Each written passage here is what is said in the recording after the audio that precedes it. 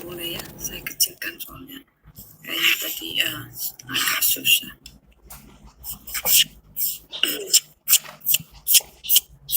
Ya, kita persiapkan semuanya dulu, mungkin 1-2 menit. Semuanya sudah siap ya? Ya, inilah kisah sengsara Yesus, diambil dari Yohanes 18 sampai Yohanes 19. Sesuai perjamuan Paskah, keluarlah Yesus dari ruang perjamuan bersama dengan murid-muridnya, dan mereka pergi ke seberang sungai Kidron. Di situ ada suatu taman. Yesus masuk ke taman itu bersama dengan murid-muridnya. Yudas yang mengkhianati Yesus tahu juga tempat itu, karena Yesus sering berkumpul di situ dengan murid-muridnya. Maka datanglah juga Yudas ke situ bersama sepasukan prajurit dan penjaga-penjaga bait Allah yang disuruh oleh imam-imam kepala dan orang-orang Farisi. Mereka datang lengkap dengan lentera, suluh, dan senjata. Yesus tahu semua yang akan menimpa dirinya. Maka ia maju ke depan dan berkata kepada mereka, "Siapakah yang kamu cari?" Jawab mereka, Yesus dari Nazaret. Kata Yesus kepada mereka, "Akulah dia." Yudas mengkhianati dia, berdiri juga di situ bersama-sama mereka. Ketika ia berkata kepada mereka, "Akulah dia," mundurlah mereka dan jatuh ke tanah. Maka Yesus bertanya pula, "Siapakah yang kamu cari?" Jawab mereka, Yesus dari Nazaret. Jawab Yesus, "Telah kukatakan kepadamu, akulah dia. Jika aku yang kamu cari, biarkanlah mereka ini pergi." Demikian hendaknya supaya genaplah firman yang telah dikatakannya, dari mereka yang engkau serahkan kepadaku, tidak seorang pun yang kubiarkan binasa. Lalu Simon Petrus yang membawa pedang menghunus pedang itu, meletakkannya kepada hamba imam besar dan memutuskan telinga kanannya. Nama hamba itu Malkus. Kata Yesus kepada Petrus, "Sarungkan pedangmu itu. Bukankah aku harus minum cawan yang diberikan Bapa kepadaku?" Maka pasukan prajurit serta perwiranya dan penjaga-penjaga disuruh orang Yahudi itu menangkap Yesus dan membelenggu dia. Lalu mereka membawanya mula-mula kepada Hanas, karena Hanas adalah mertua Kayafas, yang ada pada tahun itu menjadi imam besar. Dan Kayafaslah yang telah menasehatkan orang-orang Yahudi. Adalah lebih berguna jika satu orang mati untuk seluruh bangsa. Simon Petrus dan seorang murid lain mengikuti Yesus. Murid itu mengenal imam besar. Ia masuk bersama-sama dengan Yesus ke halaman istana imam besar. Tetapi Petrus tinggal di luar dekat pintu. Maka murid lain tadi yang mengenal imam besar kembali keluar, bercakap-cakap dengan perempuan penjaga itu, lalu membawa Petrus masuk. Maka kata hamba perempuan penjaga pintu kepada Petrus, Bukankah engkau juga murid orang itu? Jawab Petrus, "Bukan."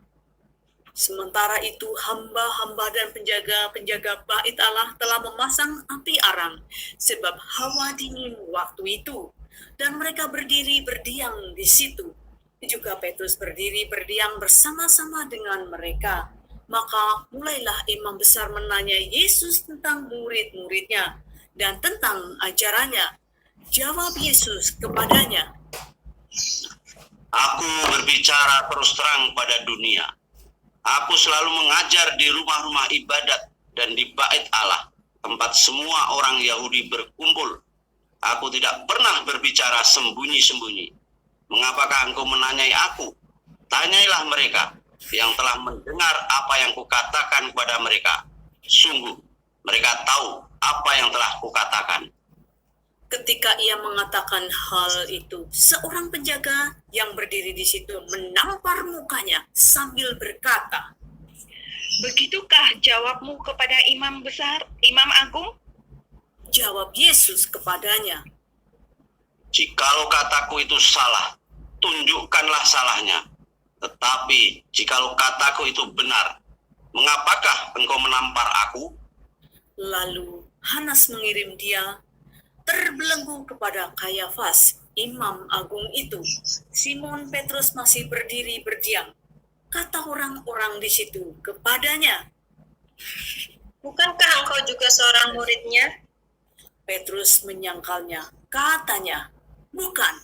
Kata seorang hamba imam agung. Seorang sekeluarga dari hamba yang telinganya dipotong Petrus berkata kepadanya. Bukankah engkau kulihat di taman itu bersama-sama dengan dia? Maka Petrus menyangkalnya pula dan ketika itu berkokoklah ayam. Keesokan harinya mereka membawa Yesus dari Kayafas ke gedung pengadilan. Ketika itu hari masih pagi. Mereka sendiri tidak masuk ke gedung pengadilan itu supaya jangan menajiskan diri. Sebab mereka hendak makan Paskah. Sebab itu Pilatus keluar mendapatkan mereka dan berkata, apakah tuduhan kamu terhadap orang ini? Jawab mereka kepadanya, Jikalau ia bukan seorang penjahat, kami tidak akan menyerahkannya kepadamu. kata Pilatus kepada mereka, ambillah dia dan hakimilah dia menurut hukum Tauratmu. Kata orang-orang Yahudi itu, Kami tidak diperbolehkan membunuh seseorang. demikian hendaknya supaya genaplah firman Yesus yang dikatakannya untuk menyatakan bagaimana caranya ia akan mati. Maka kembalilah Pilatus ke dalam gedung pengadilan, lalu memanggil Yesus dan bertanya kepadanya, engkau ini raja orang Yahudi? Jawab Yesus, Apakah engkau katakan hal itu dari hatimu sendiri? Atau adakah orang lain yang mengatakannya kepadamu tentang aku? kata Pilatus, apakah aku seorang Yahudi? Bangsamu sendiri imam-imam kepala yang telah menyerahkan engkau kepadaku. Apakah yang telah engkau perbuat? Jawab Yesus, Kerajaanku bukan dari dunia ini. Jika kerajaanku dari dunia ini, pasti hamba-hambaku telah melawan, supaya aku jangan diserahkan kepada orang Yahudi, akan tetapi kerajaanku bukan dari sini. maka kata Pilatus kepadanya, jadi engkau adalah raja? Jawab Yesus, Engkau mengatakan bahwa aku adalah raja. Untuk itulah aku lahir dan untuk itulah aku datang ke dalam dunia ini, supaya aku memberi kesaksian tentang kebenaran. Setiap orang yang berasal dari kebenaran mendengarkan suaraku. kata Pilatus kepadanya, apakah kebenaran itu? Sesudah mengatakan demikian, keluarlah Pilatus lagi mendapatkan orang-orang Yahudi dan berkata kepada mereka, Aku tidak mendapati kesalahan apapun padanya, tetapi pada kamu ada kebiasaan bahwa pada Paskah aku membebaskan seorang bagimu. Maukah kamu supaya aku membebaskan raja orang Yahudi bagimu? mereka berteriak pula, Jangan dia, melainkan Barabas. Barabas adalah seorang penyembah. Lalu Pilatus mengambil Yesus dan menyuruh orang menyesah dia. Prajurit-prajurit menganyam sebuah mahkota duri dan menaruhnya di atas kepalanya. Mereka memakaikan dia jubah ungu, dan sambil maju ke depan, mereka berkata, Salam. Orang ya, Hai Raja orang Yahudi. Yahudi. Lalu mereka menampar wajah Yesus. Pilatus keluar lagi dan berkata kepada mereka, Lihatlah, aku membawa dia keluar kepada kamu, supaya kamu tahu bahwa aku tidak mendapati kesalahan apapun padanya. Lalu Yesus keluar, bermahkota duri dan berjubah ungu. Maka kata Pilatus kepada mereka, Lihatlah manusia itu. ketika imam-imam kepala dan penjaga-penjaga itu melihat dia, Berteriaklah mereka. Salibkan dia, salibkan dia. Kata Pilatus kepada mereka. Ambil dia dan salibkan dia, sebab aku tidak mendapati kesalahan apapun padanya. Jawab orang-orang Yahudi itu kepadanya. Kami mempunyai hukum, dan menurut hukum itu ia harus mati, sebab ia menganggap dirinya sebagai anak Allah.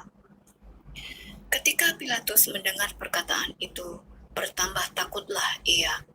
Lalu ia masuk pula ke dalam gedung pengadilan dan berkata kepada Yesus, Dari manakah asalmu?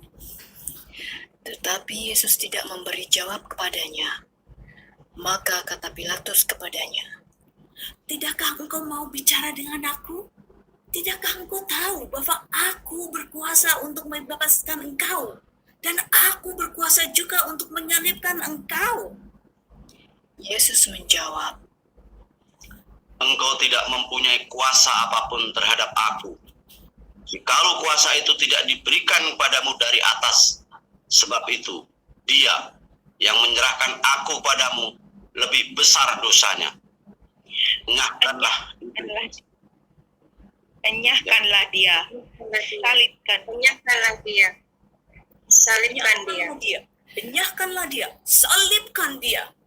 Sejak itu, Pilatus berusaha untuk membebaskan dia, tetapi orang-orang Yahudi berteriak, Jikalau engkau membebaskan dia, engkau bukanlah sahabat Kaisar. Setiap orang yang menganggap dirinya sebagai raja, ia melawan Kaisar. Ketika Pilatus mendengar perkataan itu, ia menyuruh membawa Yesus keluar, dan ia duduk di kursi pengadilan di tempat yang bernama Litostrotos, dalam bahasa Ibrani Gabata. Hari itu ialah hari persiapan Paskah, kira-kira jam 12. Kata Pilatus kepada orang-orang Yahudi itu, Inilah rajamu. maka berteriaklah mereka, Enyahkan dia, enyahkan dia. enyahkan dia, Salibkan salibkan dia. Kata Pilatus kepada mereka, haruskah aku menyalibkan rajamu? Jawab imam-imam kepala. Kami tidak mempunyai raja selain daripada Kaisar. Akhirnya Pilatus menyerahkan Yesus kepada mereka untuk disalibkan. Mereka menerima Yesus. Sambil memikul salibnya, ia pergi keluar ke tempat yang bernama tempat tengkorak, dalam bahasa Ibrani, Golgota. Dan di situ ia disalibkan mereka, dan bersama-sama dengan dia disalibkan juga dua orang lain, sebelah menyebelah, Yesus di tengah-tengah. Dan Pilatus menyuruh memasang juga tulisan di atas kayu salib itu. Bunyinya, Yesus orang Nazaret, Raja orang Yahudi. Banyak orang Yahudi yang membaca tulisan itu, sebab tempat di mana Yesus disalibkan letaknya di dekat kota, dan kata-kata itu tertulis dalam bahasa Ibrani, bahasa Latin, dan bahasa Yunani. Maka kata imam-imam kepala kepada orang Yahudi, kepada Pilatus, Jangan engkau menulis raja orang Yahudi, tetapi bahwa ia mengatakan, aku adalah raja orang Yahudi. jawab Pilatus, Apa yang kutulis tetap tertulis. sesudah prajurit-prajurit itu menyalibkan Yesus, mereka mengambil pakaiannya, lalu membaginya menjadi 4 bagian, untuk tiap-tiap prajurit 1 bagian, dan jubahnya juga mereka ambil. Jubah itu tidak berjahit, dari atas ke bawah, hanya 1 tenunan saja. Karena itu mereka berkata seorang kepada yang lain, Janganlah kita membaginya menjadi beberapa potong, tetapi baiklah kita membuang undi untuk menentukan siapa yang mendapatnya. Demikianlah hendaknya supaya genaplah yang ada tertulis dalam kitab suci. Mereka membagi-bagi pakaianku di antara mereka, dan mereka membuang undi atas jubahku. Hal itu telah dilakukan prajurit-prajurit itu.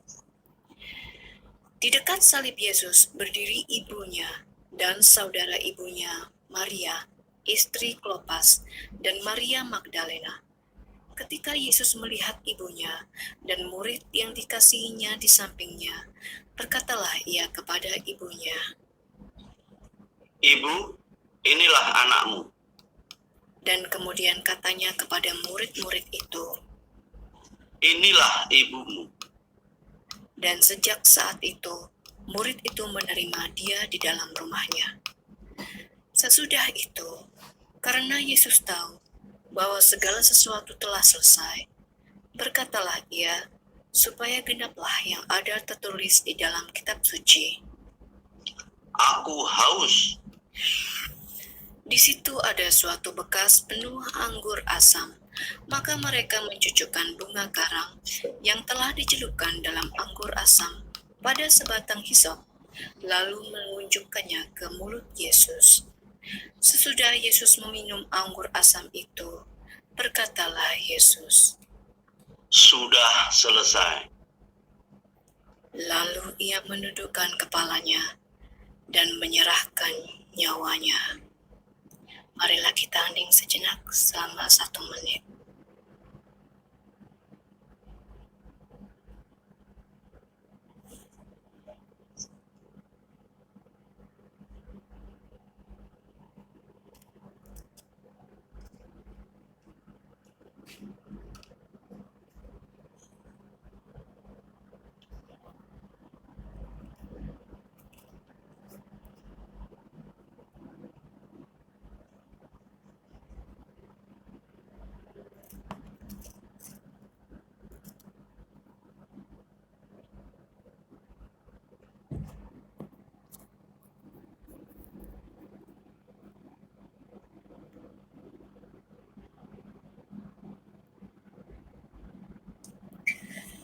Karena hari itu hari persiapan, dan supaya pada hari Sabat mayat-mayat itu tidak tinggal tergantung pada kayu salib, sebab Sabat itu adalah hari yang besar, maka datanglah orang-orang Yahudi kepada Pilatus dan meminta kepadanya supaya kaki orang-orang itu dipatahkan dan mayat-mayatnya diturunkan. Maka datanglah prajurit-prajurit lalu mematahkan kaki orang yang pertama dan kaki orang yang lain yang disalibkan bersama-sama dengan Yesus. Tetapi ketika mereka sampai kepada Yesus dan melihat bahwa ia telah mati, mereka tidak mematahkan kakinya. Tetapi seorang dari antara prajurit itu menikam lambungnya dengan tombak, dan segera mengalir keluar darah dan air. Dan orang yang melihat hal itu sendiri, yang memberikan kesaksian ini, dan kesaksiannya benar, dan ia tahu bahwa ia mengatakan kebenaran, supaya kamu juga percaya. Sebab hal itu terjadi, supaya genaplah yang tertulis dalam kitab suci. Tidak ada tulangnya yang akan dipatahkan. Dan ada pula nas yang mengatakan, mereka akan memandang kepada Dia yang telah mereka tikam. Sesudah itu, Yusuf dari Arimatea, ia murid Yesus, tetapi sembunyi-sembunyi karena takut kepada orang-orang Yahudi, meminta kepada Pilatus, supaya ia diperbolehkan menurunkan mayat Yesus. Dan Pilatus meluluskan permintaannya itu. Lalu datanglah ia dan menurunkan mayat itu. Juga Nikodemus datang ke situ. Dialah yang mula-mula datang waktu malam kepada Yesus. Ia membawa campuran minyak mur dengan minyak gaharu, kira-kira 50 karti beratnya. Mereka mengambil mayat Yesus, mengafaninya dengan kain lenan, dan membubuhinya dengan rempah-rempah menurut adat orang Yahudi bila menguburkan mayat. Dekat tempat di mana Yesus disalibkan, ada suatu taman, dan dalam taman itu ada suatu kubur baru yang di dalamnya belum pernah dimakamkan seseorang. Karena hari itu hari persiapan orang Yahudi, sedang kubur itu tidak jauh letaknya, maka mereka meletakkan mayat Yesus ke situ. Demikianlah sabda Tuhan. Amin. Amin. Amin, amin, amin. Haleluya, haleluya, haleluya. Ya, terima kasih buat saudaraku semua yang udah berkenan hari ini membacakan kisah sengsara Tuhan Yesus ya, yang kita ambil di Yohanes 18 ayat 1 sampai 19. Siang ini kita akan membawakan firman Tuhan tentang yang sering kita sebut dengan Jumat Agung ya. Jadi di sini Tuhan Yesus menyerahkan nyawanya untuk kita, orang berdosa. Sebelum saya awali khotbah hari ini di Gerbang Kasih Channel dan juga di Lidara Rewawa Channel dan juga di Bang UR Channel, yang mana khotbah tentang Jumat Agung pada tanggal 15 April 2022, kita sama-sama merenungkan tentang pengorbanan Yesus Kristus. Untuk itu akan saya awali dengan bacaan firman Tuhan di Efesus 5 ayat 2. Dan hiduplah di dalam kasih, sebagaimana Kristus Yesus juga telah mengasihi kamu dan telah menyerahkan dirinya untuk kita sebagai persembahan dan kurban yang harum bagi Allah. Amin. Saudara, untuk itu akan saya awali dengan bacaan firman Tuhan di Efesus 5 ayat 2. Dan hiduplah di dalam kasih, sebagaimana Kristus Yesus juga telah mengasihi kamu dan telah menyerahkan dirinya untuk kita sebagai persembahan dan kurban yang harum bagi Allah. Amin. Saudaraku yang terkasih, banyak hal yang perlu kita pahami pada peristiwa penyaliban Yesus. Peristiwa yang sangat menggetarkan jiwa saudara dan saya, jiwa kita, dan sangat mempengaruhi seluruh hidup kita. Sebab peristiwa ini bukanlah peristiwa yang memperlihatkan ketidakberdayaan Yesus Kristus, tetapi sebaliknya menyatakan kemuliaan dan keagungan Yesus Kristus. Hanya ada satu peristiwa Jumat Agung, yaitu saat Yesus memberikan dirinya disalibkan di bukit Golgota. Lalu setiap tahun kita merayakan dan mengingat keagungan Yesus Kristus. Dari sekian tahun yang telah kita lalui dengan Jumat Agung yang kita rayakan berulang-ulang, yang jadi pertanyaan, apakah kita sudah menghargainya dengan layak? Sudahkah kita menunjukkan penghormatan dan pengakuan sungguh-sungguh akan pengorbanan Yesus Kristus untuk menebus kita dari dosa-dosa pelanggaran kita?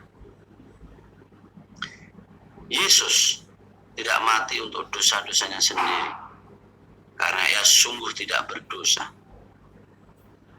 Ia mati karena dosa-dosa kita.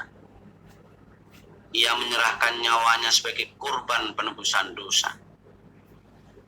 Hal ini yang terpenting kita pahami. Karena dosa kita, Yesus menderita. Karena dosa kita, Yesus disalibkan. Karena dosa kita, Yesus mati. Seharusnya kita berbalik dari dosa-dosa kita. Hidup dalam penyucian diri oleh darah Yesus Kristus yang telah tercurah bagi kita. Kalau kita menyelami dari fragmen yang dibacakan oleh Ibu Mita dan Sis Ika dan juga Sis Kaye dan Sis Imelda, betapa saya sangat merinding. Kita tahu dalam bacaan kitab Mazmur 22 itu amat jelas bahwa segala penderitaan yang akan menimpa Kristus itu dinyatakan bagi penulis Mazmur. Ya, Raja Daud yang hidup dan bertahta sekitar 1000 tahun sebelum Kristus. Mari kita bandingkan Mazmur 22 ayat 2. Allahku, Allahku, mengapa engkau meninggalkan aku? Dengan Matius 27 ayat 46. Kira-kira jam 3 berserulah Yesus dengan suara nyaring, Eli, Eli, lama sabachthani. Artinya, Allahku, Allahku, mengapa engkau meninggalkan aku? Hal ini bukan sebuah kebetulan, tetapi sebuah perencanaan dan penggenapan, sekaligus juga menjadi sebuah jawaban. Sebab pertanyaan Raja Daud, mengapa engkau meninggalkan aku? Menyatakan kehilangan tanda-tanda perkenannya. Karena ditindas oleh beratnya beban dan pergumulan hidup, kehabisan daya oleh duka cita dan kengerian, sehingga berseru-seru dengan sungguh-sungguh untuk dibebaskan. Perasaan ditinggalkan secara rohani merupakan penderitaan yang paling pedih. Sedangkan Yesus mengucapkan kalimat Mazmur ini untuk menyatakan dirinya yang telah dijadikan dosa karena kita. Betapa besar dampak yang harus ditanggungnya karena dosa kita, supaya kita benar-benar benci dengan dosa kita. Dan terutama pertanyaan Raja Daud dijawab Tuhan Yesus bahwa aku menderita bagimu. Lalu mengapa engkau berkata ditinggalkan? Tuhan hadir dalam penderitaan kita untuk memberikan jalan keluar bagi kita. Mari kita pahami dan kita dalami di dalam Lukas 23 ayat 44 sampai 48 untuk melihat keajaiban dan keistimewaan Yesus dalam penderitaannya bagi kita.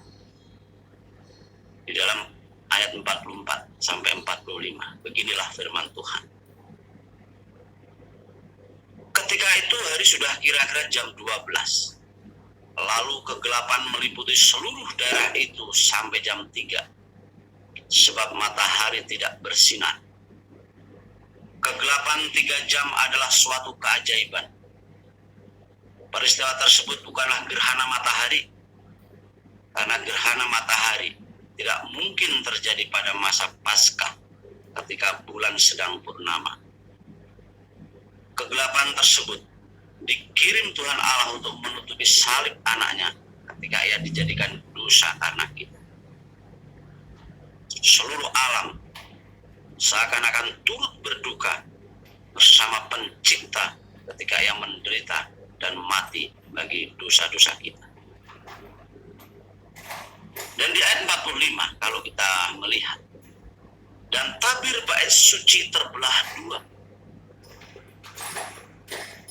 Keajaiban demi keajaiban.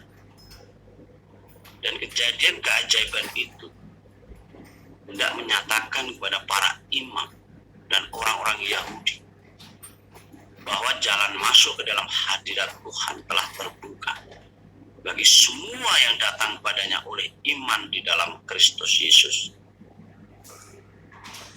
Orang-orang berdosa tidak memerlukan bait Allah. tidak memerlukan altar atau korban-korban atau imam dunia lagi, karena semuanya telah digenapi di dalam karya anak Allah yang sudah tuntas terbayar lunas. Kalau kita baca di ayat 46, lalu Yesus berseru dengan suara nyaring, "Ya Bapa, ke dalam tanganmu kuserahkan nyawaku." Dan sesudah berkata demikian, ia menyerahkan nyawanya. Sebenarnya ungkapan itu merupakan doa menjelang tidur bagi anak-anak Yahudi.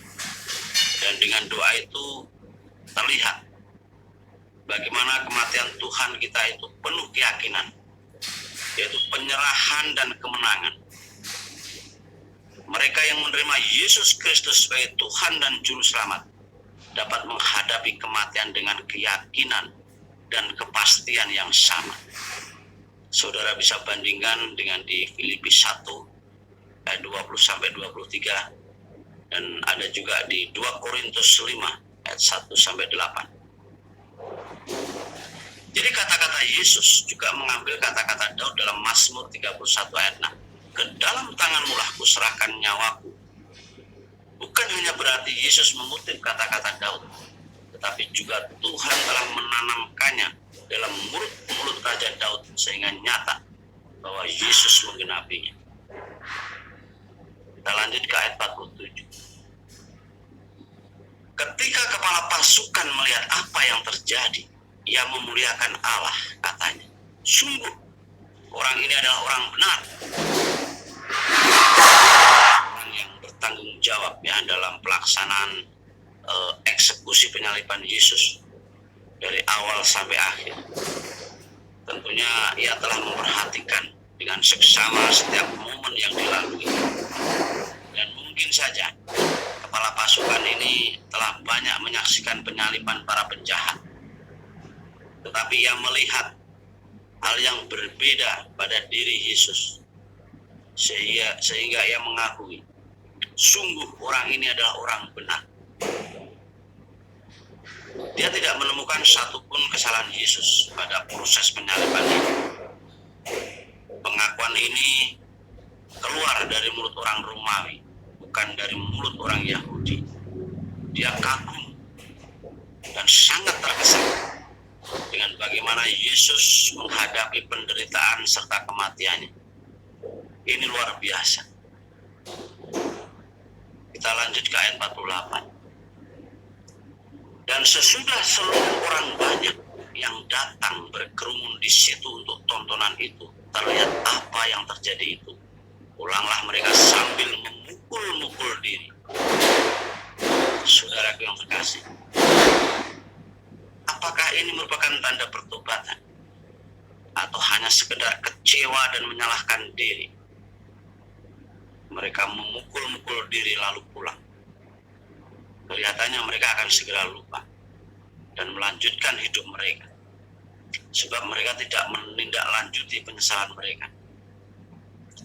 Mereka adalah para penonton yang tertarik untuk melihat pelaksanaan hukuman mati tersebut.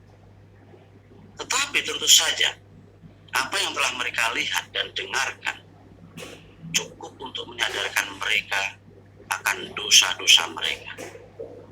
Tapi nyatanya tidak mengubah apa-apa dalam diri mereka. Mereka masih banyak yang belum mengenal tentang keselamatan. Kata-kata Yesus yang agung sangat berarti bagi kita, yaitu, "Ya Bapa, ke dalam tanganmu kuserahkan nyawaku." Dalam pengertiannya, Yesus memanggil Allah sebagai Bapa saat ia menyerahkan hidup dan jiwanya bagi kita. Dia melakukannya bagi kita dengan memanggil Allah sebagai Bapa, supaya melalui Dia kita bisa diangkat menjadi anak-anak Allah.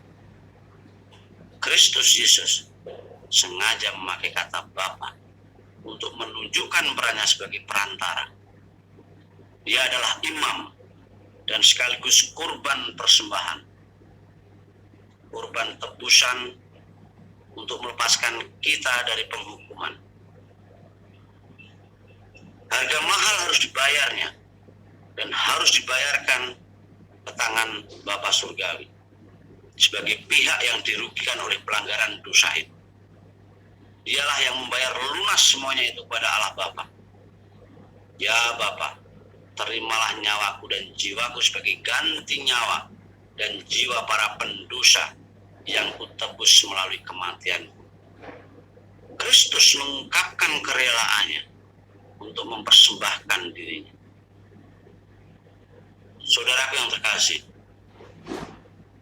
kapan kita belajar untuk mengungkapkan ya Bapa, ke dalam tanganmu kuserahkan nyawa? Ada orang yang mengatakan, hafalkanlah kata-kata ini untuk diucapkan menjelang kematian. Maka kata-kata ini dijadikan persiapan untuk menjelang kematian saja. Walau bagaimanapun hidupnya, yang penting ia sempat mengucapkan kata-kata ini menjelang kematiannya. Tentu pengajaran ini tidak tepat seperti yang Tuhan kehendaki. Bahwa jauh sebelum kematian kita telah mengucapkan kata-kata ini dengan benar. Bahwa kita telah menyerahkan nyawa atau hidup kita ke dalam tangan Bapa. Orang yang telah menyerahkan hidupnya ke dalam tangan Bapa Surgawi tentu menjadikan hidupnya menjadi persembahan yang harum bagi Tuhan. Saudara yang terkasih, kita harus tetap memusatkan pikiran-pikiran kita kepada Kristus dan membiarkan hati kita tenggelam dalam penderitaan-penderitaannya sampai kita mengalami persekutuan dengan penderitaan-penderitaannya itu. Dengan kita berbagian dengan Kristus dalam penderitaannya, hingga kita dimampukan menjalani penderitaan kita dan tetap merasakan Tuhan beserta kita. Kita mengakui kebaikan Tuhan, bukan hanya dalam keberhasilan, tapi juga kita mengakui pengaturan Tuhan dalam penderitaan kita untuk membentuk diri kita seperti Tuhan inginkan. Saudaraku yang terkasih, di sini kita ikut menyaksikan Kristus disalibkan melalui firman-Nya, melalui Alkitab, melalui kitab suci, dan melalui sakramen perjamuan kudus. Ada mungkin yang sebagian tersentuh dan cepat melupakan. Perasaan tersentuh itu kadang-kadang tidak berlanjut. Seharusnya dan selayaknya hati kita sangat tersentuh dan kasih Tuhan tertanam secara mendalam dalam hati kita, sehingga kita merespon dengan sungguh-sungguh mengasihi Tuhan kita, mengasihi Juru Selamat kita, Tuhan Yesus Kristus. Saudara yang terkasih, melalui acara di Gerbang Kasih channel ini, kita mengenal Jumat Agung, di mana Tuhan Yesus menyerahkan nyawanya demi menebus dosa saudara dan saya.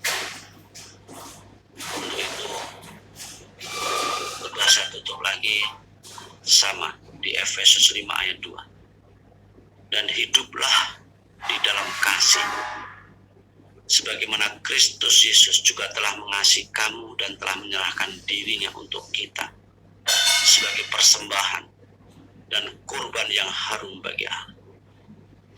Terima kasih saudaraku, Tuhan Yesus memberkati. Kiranya dengan kita mengenang Jumat Agung, kita mengerti bahwa Tuhan Yesus berkorban untuk menebus dosa saudara dan saya. Dan sudah selayaknya kalau kita hidup di dalam kasih, sudah selayaknya persembahan dan pujian hanya bagi Tuhan Yesus. Karena Tuhan Yesus telah mempersembahkan dirinya, persembahan dan kurban yang harum buat kita, bagi kemuliaan dan bagi penebusan kita pada Bapa di surga. Tuhan Yesus memberkati. Shalom Maranatha. Waktu saya kembalikan ke Ibu Nita.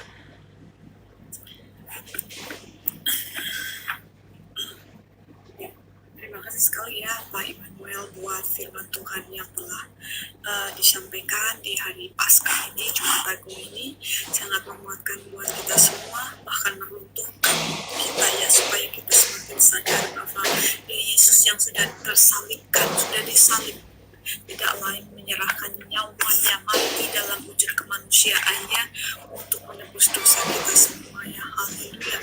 Kita punya Allah yang dahsyat banget, Allah yang betul-betul mengasihi kita ya.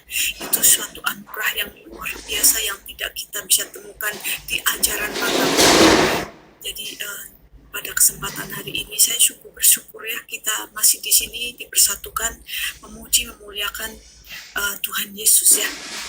Sebelum saya lanjutkan, kita sama saudara kita yang ada di room, Abang Koharu. Shalom Pak Koharu. Selamat hari Paskah. Shalom. Testing, suara saya terdengar?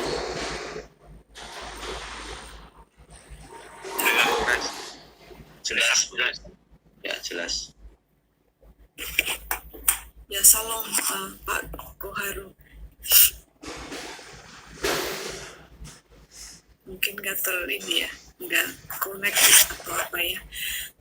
Ya mungkin dari mulai dari atasnya sekali mungkin akan memberikan sedikit kesan dan pesan Paskah ya. Terus kemudian keturun ke bawah, nanti kita bahkan pujian di Golgota.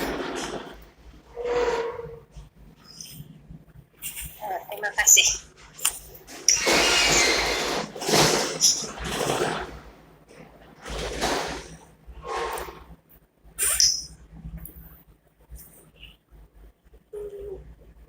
Saya nggak bisa bilang banyak-banyak.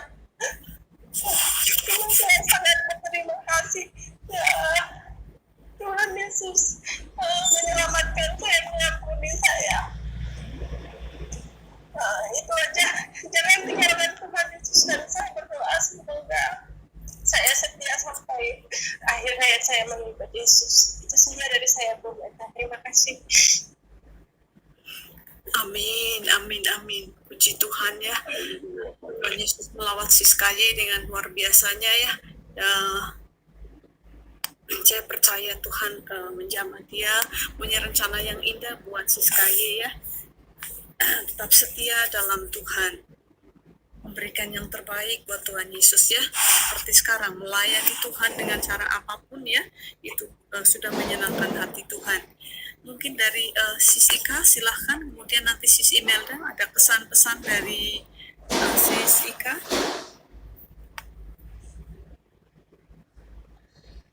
Ya, Sis Meta.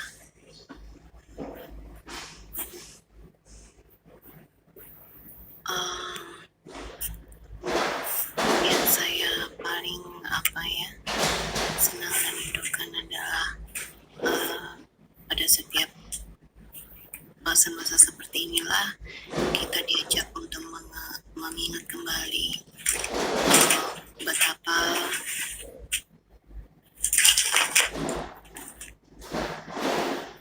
Tuhan Yesus sangat luar biasa. Dia memilih kita, dia menyelamatkan kita dengan kematiannya, dengan darahnya, menebus dosa kita. Yang kita harus lakukan berikutnya adalah selalu mensyukuri dan senantiasa berterima kasih atas anugerah ini. Dan tentu saja kita juga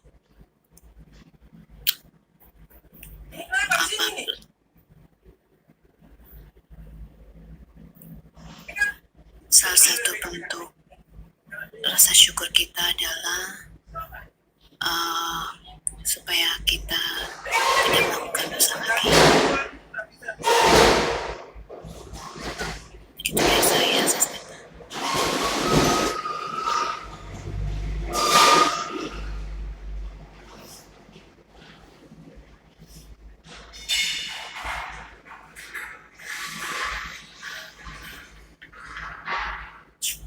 Saya akan bawa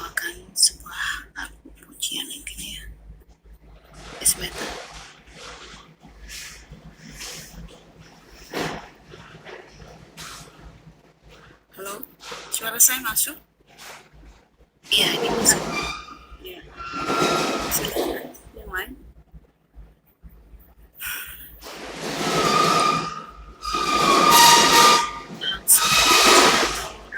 Ujian? Saya sedekat pujian dulu.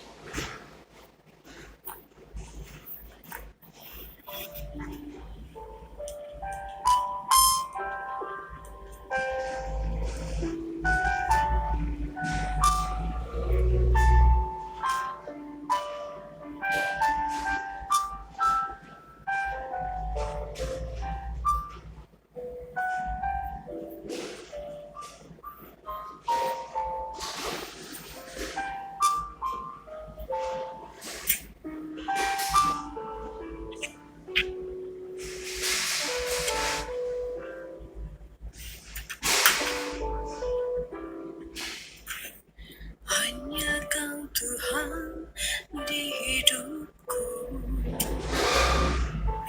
Kau berikan hidup yang baru. Darahmu menyucikan, pulihkan hatiku.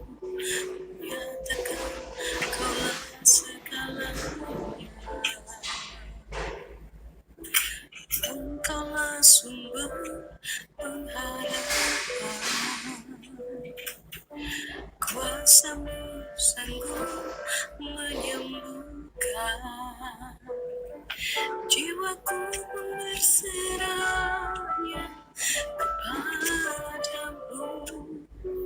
Yesus, Kaulah segalanya. Karena salib-Mu ku hidup. Karena salib-Mu ku menang. Engkau yang berkuasa sanggup melakukan mujizat-Mu. Karena salib-Mu ku hidup. Karena salib-Mu ku menang. Engkau yang berkuasa sanggup untuk melakukan mujizat-Mu di hidupku.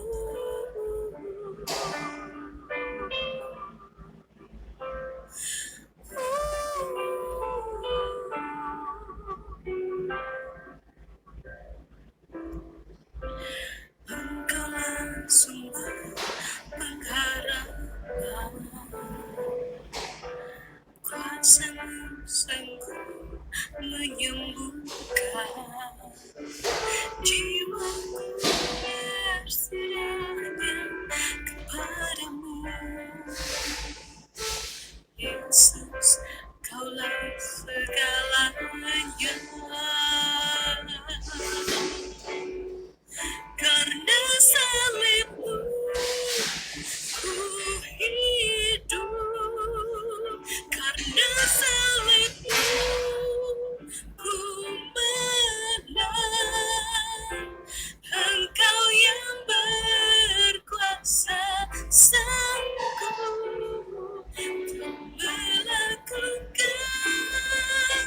mujizat-Mu di hidupku.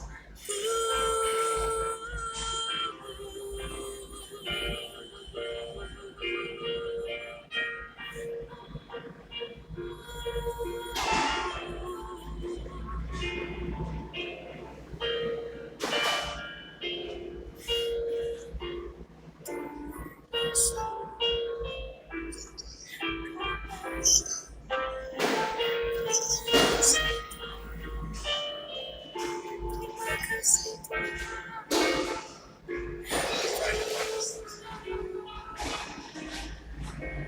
I say to you, I will not drink of the fruit of the vine till the kingdom of God shall come.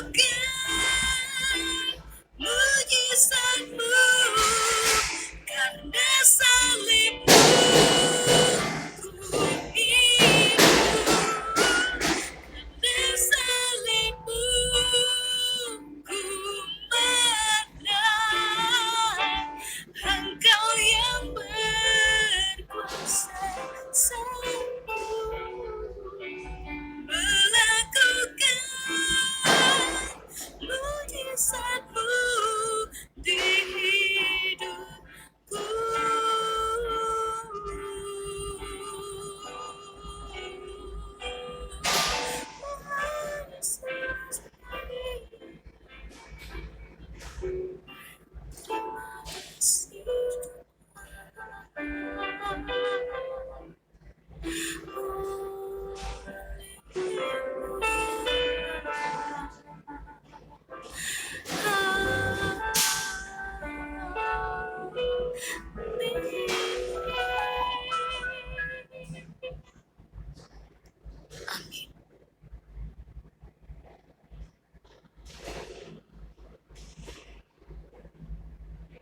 Haleluya, terima kasih. Aduh, saya terhibur sekali Kak ujiannya. Silakan Siskaye, sudah siap menyanyikan lagu buat Tuhan Yesus. Sisi Melda dulu. Ya, sepertinya ya hidup ini memang sungguh luar biasa sekali ya, karena kita itu mempunyai Tuhan yang dahsyat. Mungkin kalau saja ya kita tidak terpilih oleh Tuhan, entahlah ya, saya secara pribadi pun mungkin tidak tahu ya, saya masih harus berpikir surga saya mana ya, harus berapa kali saya cium telapak kaki mama saya ya supaya saya mendapatkan surga ya, atau berapa ratus juta ya istilahnya saya harus melakukan ini dan itu untuk mendapatkan surga itu, dan masih belum tentu ya. Saya bersyukur pada saat ini atas kebesaran Tuhan, kematiannya dia sebagai manusia ya, sangat indah buat saya secara pribadi ya, membentuk saya dari luar biasa sekali.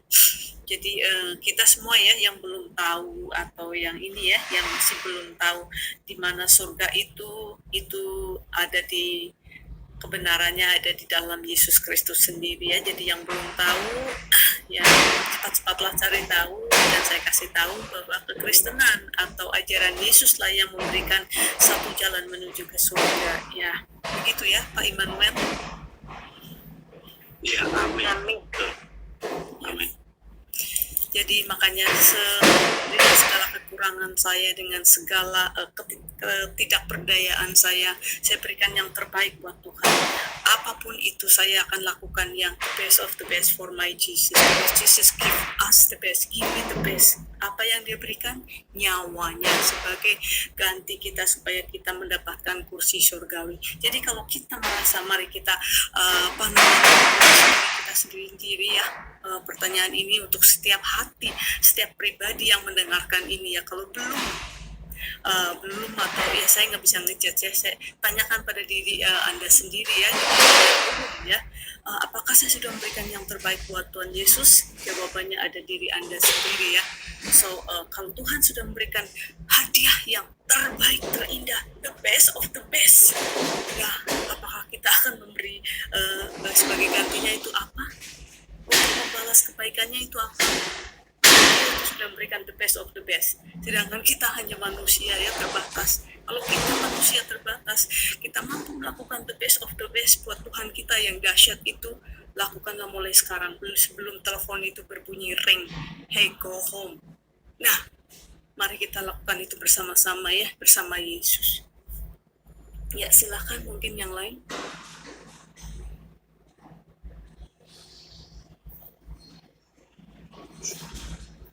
Baik, kalau nggak ada saya isi dulu ya pakai pujian ya. Yes.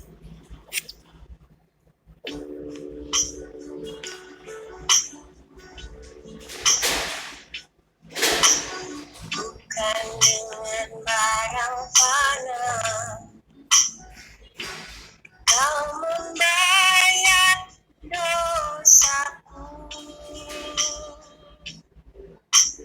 dengan darah yang mahal, tiada noda dan celah. Bukan dengan emas perak kau menebus diriku,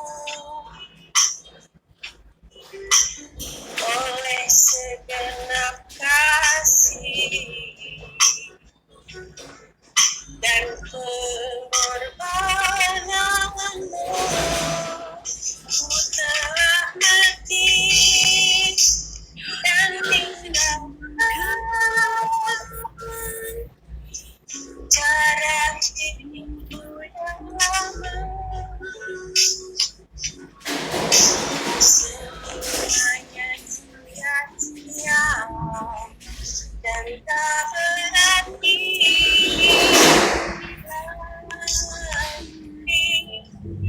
hidup ini. Ku letakkan pada pesta-Mu ya Tuhan. Amin. Haleluya. Allah kita dahsyat. Aduhlah padaku seperti yang Kau ingini.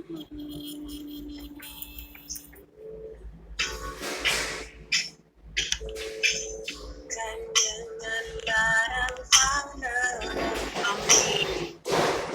Kau mengayak dosaku. Haleluya. Dengan darah yang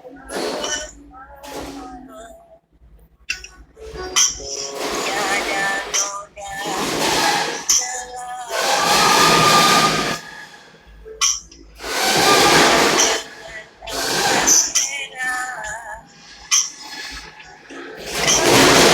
menebus diriku Haleluya.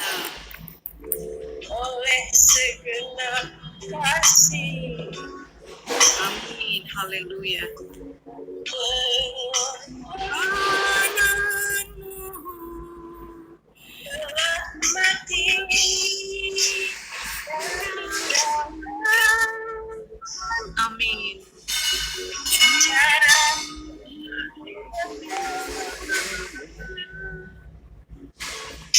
semuanya dan tak berarti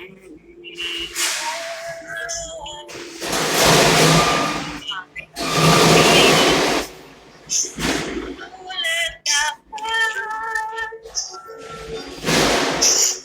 pada pesta-Mu. Jadilah padaku seperti yang Kau ingini. Haleluya. Haleluya. Terima kasih. Terima kasih.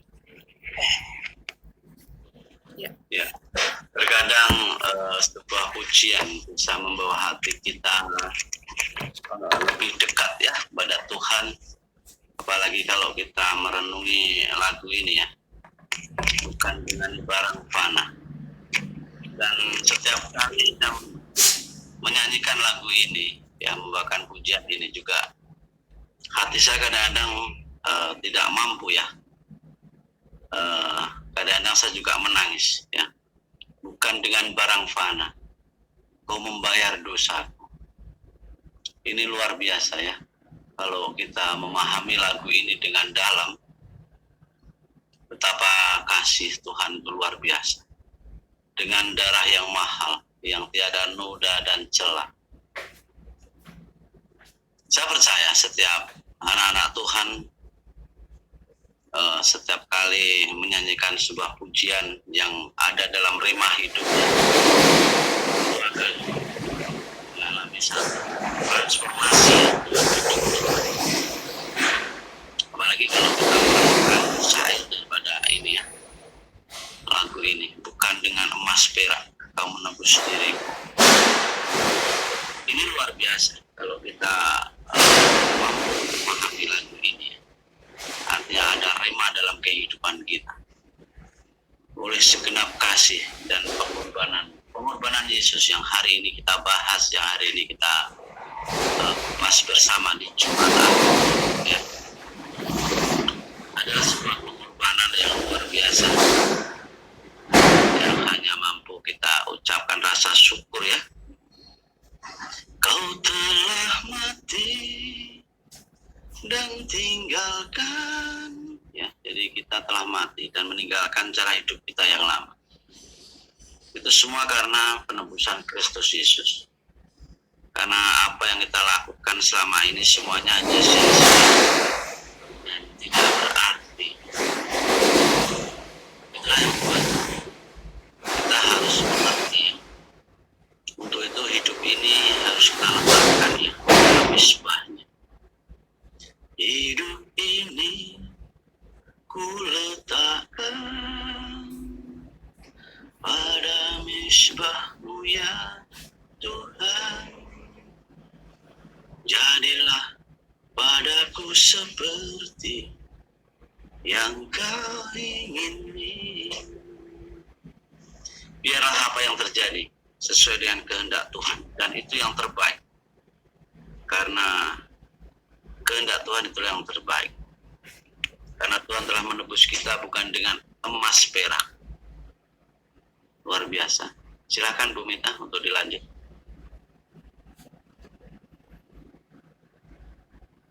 Iya Pak, terima kasih. Apa yang disampaikan Pak Immanuel itu luar biasa ya, menguatkan kita ya. Setiap kita pasti punya rema hidup tersendiri ya, lewat pujian ataupun lewat firman Tuhan. Ya sebelum saya lanjutkan, saya mau sapa saudara kita. Selamat malam, shalom saudaraku. Shalom Ibu Meta, Shalom. shalom semuanya Pak Immanuel. Terima kasih atas khotbahnya tadi. Ya, shalom saudaraku, dan memberkati. Luar biasa. Saya selalu meluangkan waktu untuk mendengar, apalagi di libur ini. Saya berterima kasih atas puji-pujian juga dari ibu-ibu yang lain. Ya, saya berterima kasih. Kiranya kasih karunia Tuhan menyertai kita semua dengan pengorbanannya. Pada hari ini kita memperingati bahwa Dia mau merelakan dirinya untuk menebus dosa kita. Amin. Gereja Bu Meta, saya persilakan dilanjutkan. Terima kasih saudaraku Kasih. sudah hadir. Terima kasih. Ya, selamat malam saudaraku Pak Pri. Shalom, selamat malam Bu Meta. Iya, selamat siang ya di situ ya. Selamat malam Bu Ika, selamat siang Pak Immanuel, terima kasih khotbahnya. Selamat siang Bu Imelda. Luar biasa Pak Pri, dan memberkati. Ya, Siskaye, Sis Nona Manise, Mbak Puji Tuhan, kita bersama-sama di sini untuk memuliakan Tuhan, mengenang kematiannya Salib. Terima kasih, dilanjut ke Meta. Iya, matur nuwun Pak Pri sampun rawuh teng Kekacing nggih. Sebentar saya sama dulu saudara kita nih Sis Nona Manise. Salam. Halo, selamat malam. Kak. Ya. Selamat malam semuanya, selamat siang semuanya yang ada di undangan. Ya, mungkin Sis Nona ini akan memberikan pujian ya. Silakan boleh. Boleh, terima kasih. Terima kasih buat waktunya. Oh iya, sama-sama Sis Nona Manise. Saya angkat pujian besar anugerah-Mu. Amin. Seperti biasa tanpa musik ya. Pakai musik boleh, enggak no problemo Sis Nona Manise. Dari buat Tuhan lah. Yes. Ku ada sebagaimana ku ada, berdiri menghadap tatamu Bapa, semua karena anugerah-Mu yang telah selamatkanku. Amin. Haleluya. Ku hidup dalam segala kelimpahan, ku layak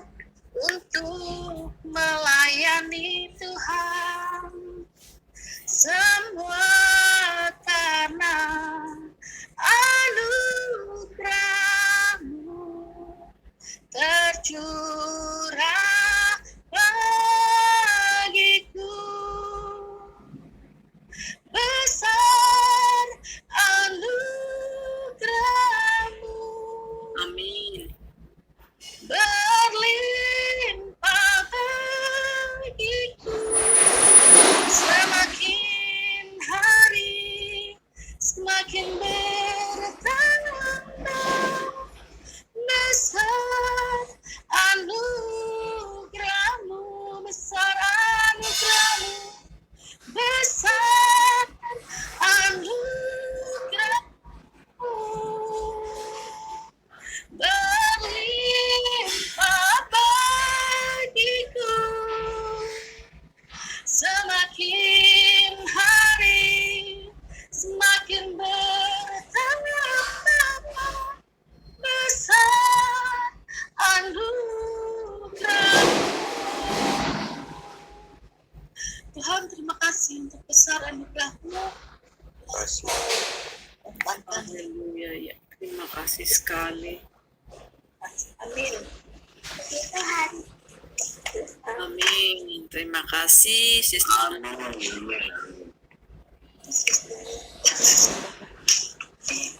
Silakan Sis Imelda. Sis Nana.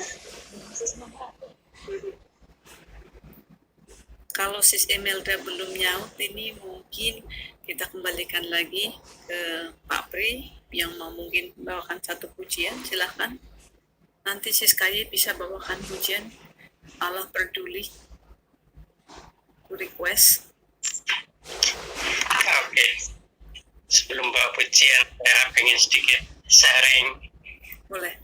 mengenang Tuhan gitu. Mungkin itulah perjalanan terakhirku ketika aku mencari gitu. Aku memang sejak muda, mungkin SMP atau SMA gitu, sudah sering mencari gitu ya, mencari. Pertanyaan yang sederhana, hidup itu untuk apa? Benarkah hidup kekal itu ada? Memang aku mencari, dan aku kalau saya itu kalau memikirkan tentang hidup kekal, saya kenang dulu itu bahwa itu adalah sesuatu hal yang paling penting gitu ya. Paling penting untuk mengambil keputusan yang mantap gitu. Keputusan yang mantap. Sering berjalannya waktu, berjalan terus, lalu sudah kuliah di engineering gitu ya, di engineering, lalu bekerja, lalu sering akan mendapat kayak pengetahuan atau kursus gitu ya, mengambil keputusan gitu, bagaimana mengambil keputusan yang baik gitu ya, secara engineering yang baik. Itu memang di sana dikatakan kita harus melihat semua fakta, kita harus mengumpulkan fakta-fakta yang ada untuk diambil keputusan yang terbaik dan berdasarkan fakta-fakta itu. Dari situ saya lalu bisa mencari fakta gitu ya. Karena ini adalah keputusan yang paling penting dalam hidup itu. Bayangan saya waktu itu, ini adalah keputusan yang paling penting bagi setiap orang, paling penting untuk hidup kekal. Apa yang harus kita lakukan sekarang untuk hidup kekal kelak? Saya yakin bahwa peristiwa yang akan datang tergantung kepada keputusan saat ini kita. Saya yakin Tuhan memberi kebebasan kepada setiap manusia untuk memilih.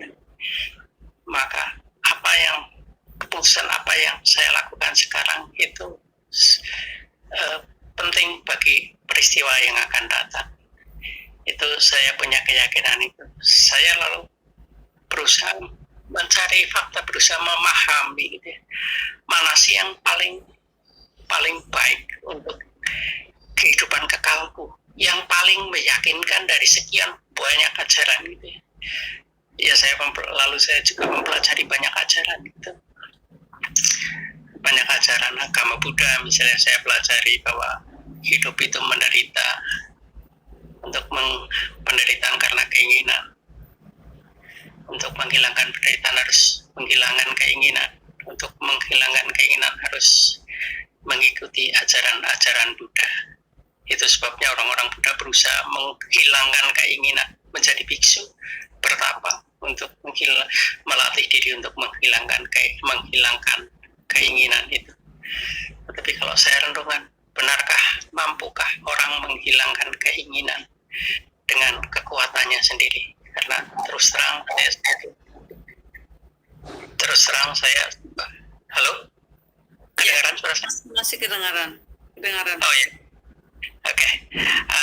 Untuk menghilangkan keinginan, karena terus terang saya sebagai manusia juga punya keinginan jahat, keinginan yang tidak sesuai dengan perintah Tuhan, keinginan untuk mengambil barang seseorang dengan gratis, atau keinginan untuk tidak bekerja tetapi memperoleh sesuatu yang banyak, keinginan untuk segala macam lah, keinginan manusia. Saya punya keinginan jahat. Mampukah saya betul menghilangkan keinginan seperti yang diajarkan oleh agama Buddha? Benarkah orang-orang biksu itu dapat menghilangkan keinginan? Kalau saya melihat Dalai Lama misalnya, benarkah Dalai Lama itu mampu menghilangkan keinginan? Kalau saya gali lebih lanjut, Dalai Lama itu juga punya keinginan untuk membebaskan negaranya. Bukankah itu juga keinginan yang harus dia penuhi? Lama saya merenung, lalu saya mempelajari yang lain. Saya beragama Islam, saya mempelajari juga. Benarkah saya, orang ini yang mengaku nabi, tidak membawa mukjizat apapun, dapat saya andalkan untuk saya masuk ke surga? Saya melihat ajarannya, saya melihat juga buah-buahnya, rasanya kok nggak benar gitu. Lalu saya belajar juga kekristenan, belajar Yesus. Saya melihat ajarannya sangat bagus, perilaku Yesus juga sangat bagus. Buah-buah yang dihasilkan oleh Yesus juga sangat bagus. Saya mengatakan buah itu di seluruh dunia. Kalau di pelajaran statistik kan, kalau kita mengambil ini baik atau buruk itu tidak boleh dengan sampel satu gitu ya. Tetapi kita secara teoris yang mengambil sampel yang banyak gitu, lalu kita cari nilai rata-ratanya gitu ya. Jadi pelajaran statistik, kalau saya melihat di dunia, saya memang nggak mensampling dengan teliti, tapi dengan sekilas saja kelihatan bahwa buah-buah dari ajaran Yesus itu memang menonjol, memang beda dengan ajaran-ajaran yang lain. Buah-buah yang kebaikan. Cuma satu yang membuat saya tidak bisa menerima gitu ya, adalah Yesus itu Tuhan. Tuhan menjadi manusia, disalibkan. Masa sih gitu ya? Masa Tuhan mau begitu? Tapi setelah, saya nggak bisa percaya itu. Sampai akhirnya ada mukjizat ya, sering saya kesaksian. Sampai akhirnya Yesus sendiri datang pada saya untuk memberitahu. Setelah itu saya baru bisa percaya. Oh benar, ternyata Tuhan mau menjadi manusia dan disiksa, disalibkan untuk dosa-dosa saya. Itulah sesuatu yang pencarian saya terakhir setelah Yesus datang pada saya. Inilah yang benar. Inilah yang benar. Lalu saya baru mendalami Alkitab, mempelajari Alkitab. Saya baru mengerti kenapa Paulus bilang gambaran Injil adalah kebodohan bagi mereka yang binasa, tetapi kekuatan bagi kita yang orang percaya. Puji Tuhan. Terima kasih Yesus. Terima kasih Engkau datang kepadaku sehingga aku bisa percaya kepada Yesus. Terima kasih. Amin. Ya, itu sedikit renungan mengenang. Oke, kalau saya mau nyanyi mengenang Yesus. Nyanyi aku sama dulu nih, saudaranya Pak Immanuel. Oh, Badu Cius, salam, selamat hari Paskah. Tuhan Yesus memberkati. Mbak Kaye, lagi nih, aduh, bulan yang namanya gitu. Pak Pri ya, aduh luar biasa Pak Pri. Ini mimpi apa nih saudara kembar? Yang nggak bisa sebut takut. Halo. Nggak mau tanya nih, mimpi apa saudara kembar kok Pak naik? Immanuel, jangan Iya. gitu dulu. Saudara kembarku itu tidak mencarimu, sedang mencari Nona Manise. Kok di sini? Oh, oke, mohon maaf. Lagi mencari mbakku yang cantik, Mbak Meta gitu. Mbak Nona Malaysia, wah udah tahu aku gitu. Ya, makanya dia tanya, Ini kemana? mimpi apa gitu loh saudara kembar? Tumben naik gitu loh, tumben. Lama nggak muncul. Saudaraku lagi sunyi jadi ya bisa connect gitu kan. Jadi kan kangen juga aku lihat itu. Ya, Jadi kalau lagi kuning, orang mirip saudara kembar gitu ya. Oke. Ya. Tapi sebelum banyak bicara, saya perlu satu pujian. Kalau nggak tak turunin. Ya untuk apa lama ketemu saudara kembar kalau cuman naik tok nggak ngapa-ngapain. Jadi harus satu pujian dulu. Aku pengen turun. Nah satu pujian dulu. Kalau nggak tak tendang nanti. Galak saya. Sahabat saudara. Iya, bahaya kalau tentang saudara kembar itu membekas sampai 2 tahun 3 tahun itu birunya. Oke, Itu kan. Oke. Satu pujian dulu. Oke. Memuji Tuhan dengan segenap jiwamu. Memuji Tuhan dengan segenap hatimu. Memuji Tuhan dengan segenap hatimu, dengan segenap jiwamu. Memuji Tuhan dengan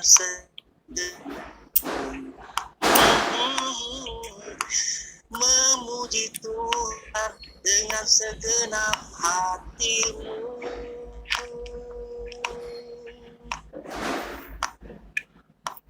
Oke, mari kita memuji Tuhan dengan segenap hati dan segenap jiwa.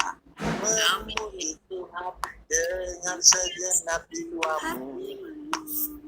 Memuji Tuhan dengan segenap hatimu.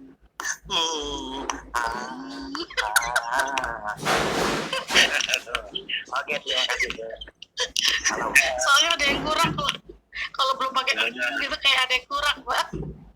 Sudah enggak apa-apa, tak ada. Yang penting memuji Tuhan ya. Sekarang belum tidur, enggak apa-apa. Memuji Tuhan. Pak, aku kok pengen belajar lagu itu, Pak terus. Itu saya ngajarin itu Pak Pri.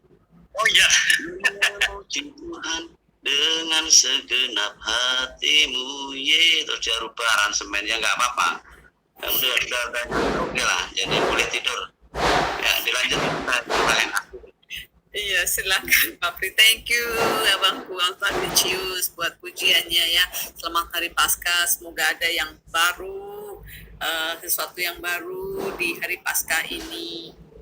Ya, silakan Pak Pri, puji Tuhan. Oke.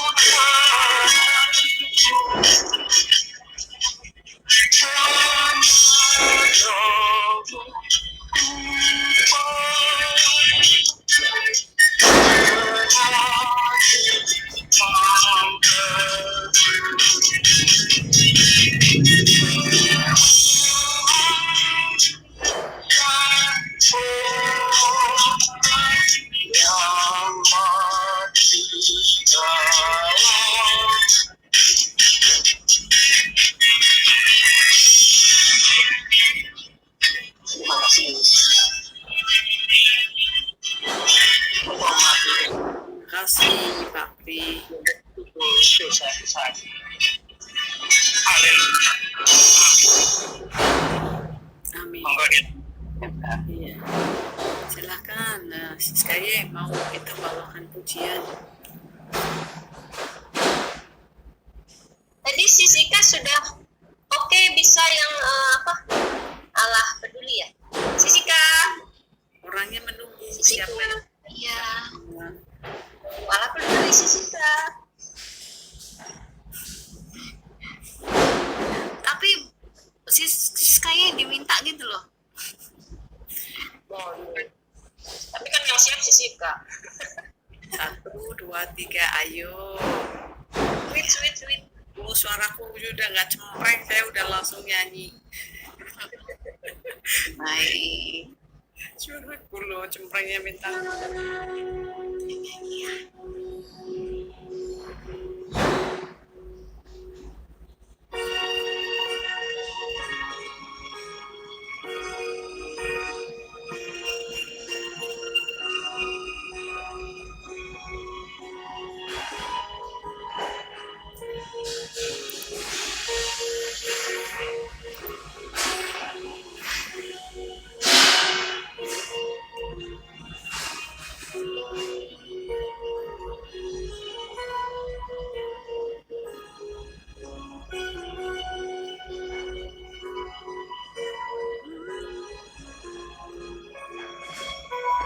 Banyak perkara yang tak dapat ku mengerti. Mengapakah harus terjadi di dalam kehidupan ini?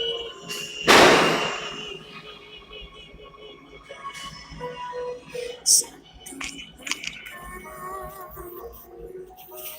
yang kusimpan dalam hati, tiada satu pun yang terjadi tanpa Allah peduli.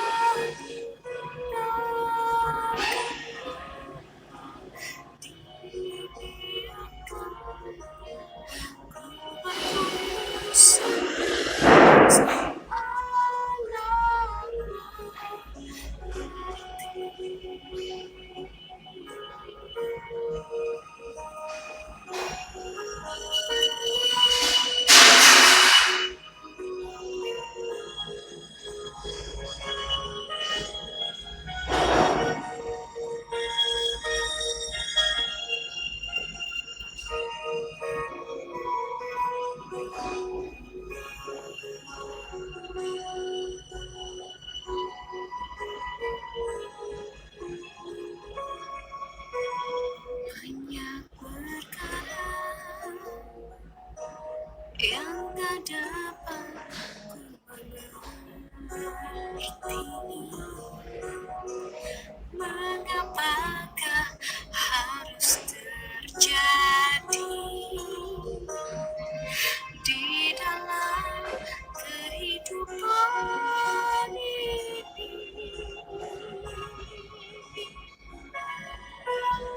Satu perkara